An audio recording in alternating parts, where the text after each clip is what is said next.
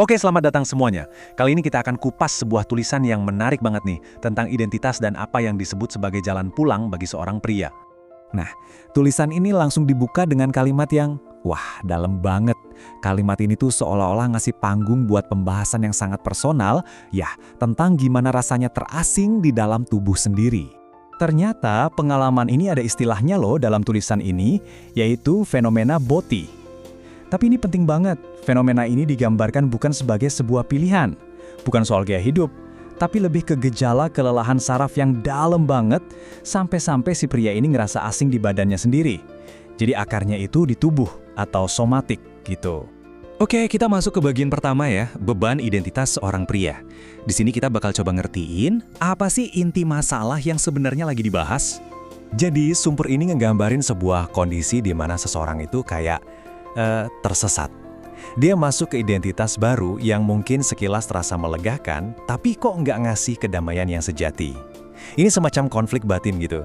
Perilakunya, gesturnya, perasaannya, itu semua terasa nggak nyambung sama apa yang disebut sebagai desain asli dirinya. Nah, ini nih poin yang paling penting. Penulisnya menekankan banget kalau ini tuh kelelahan saraf bukan pilihan. Jadi ini bukan soal milih gaya hidup ya, ini soal kondisi sistem saraf yang udah capek banget, udah kewalahan. Terus pertanyaan besarnya, kenapa ini bisa terjadi?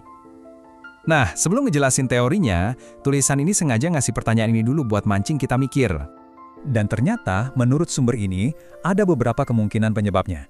Bisa karena luka masa lalu, lingkungan yang penuh tekanan, atau sistem saraf yang kehilangan figur pelindung. Yang menarik di sini tuh cara ngelihatnya ya. Ini bukan soal, karakternya lemah, bukan. Tapi lebih dilihat sebagai respons alami tubuh kita pas ngadepin tekanan, baik dari luar maupun dari dalam.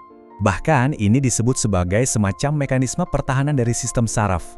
Bayangin aja, ini kayak cara tubuh kita buat menyerah sama energi asing biar bisa survive. Ini strategi bawah sadar loh, pas sistem saraf kita udah overload banget, udah nggak kuat lagi nahan beban. Oke, dari masalah, sekarang kita pindah ke solusinya. Ini nih, titik baliknya. Kita akan dikenalin sama sebuah filosofi yang disebut teknik embun untuk menuju apa yang dinamakan titik nol. Tapi sebelum ke sana, kita harus paham dulu konsep korsleting navigasi diri. Ini tuh kondisi di mana kita bingung banget di dalam, nggak tahu mau kemana. Nah, langkah pertamanya menurut tulisan ini justru jangan dilawan. Aneh kan? Tapi kuncinya justru di situ, berhenti melawan. Jadi gimana caranya menuju titik nol itu? Ada 3 langkah praktis yang disaranin. 1. Berhenti melawan diri sendiri. Udah, stop dulu perang batinnya. 2. Bawa saraf ke titik nol, ke kondisi netral. Dan yang ketiga, netralkan semua rasa-rasa nggak enak itu. Rasa nggak aman, malu, cemas, dinetralisir dulu semuanya. Nah, setelah netral, baru deh kita bisa masuk ke tahap berikutnya, menyambung kembali desain asli. Di sini ada teknik-teknik spesifik yang ditawarin sebagai solusi. Jadi ada 2 teknik inti nih. Yang pertama namanya identity integration. Tujuannya buat nge-stop program lama yang bikin kita berperilaku tertentu demi bertahan hidup. Terus yang kedua ada DNS atau Dual Navigation System. Ini tuh ibaratnya kayak ngereset dan nyambungin lagi sirkuit saraf kita ke desain asli. Coba kita bahas si identity integration lebih dalam. Ini digambarin sebagai cara buat menghapus memori-memori saraf yang salah arah, yang udah nggak relevan lagi. Bayangin aja kayak ada aplikasi di HP yang jalan terus di belakang layar, bikin boros baterai. Nah, ini tugasnya buat nutup aplikasi itu. Nah, di sini kita bisa lihat perbandingannya biar lebih kebayang. Di satu sisi ada program lama, di sisi lain ada desain asli. Kalau di program lama, perilakunya feminin untuk bertahan, badannya bungkuk nahan beban, dan rasanya nggak berdaya. Tapi di desain asli, tujuannya jadi tenang, nggak cemas. Pria itu jadi tegak dan terpusat dan ngerasa berdaya serta bisa ngasih dampak. Beda banget kan?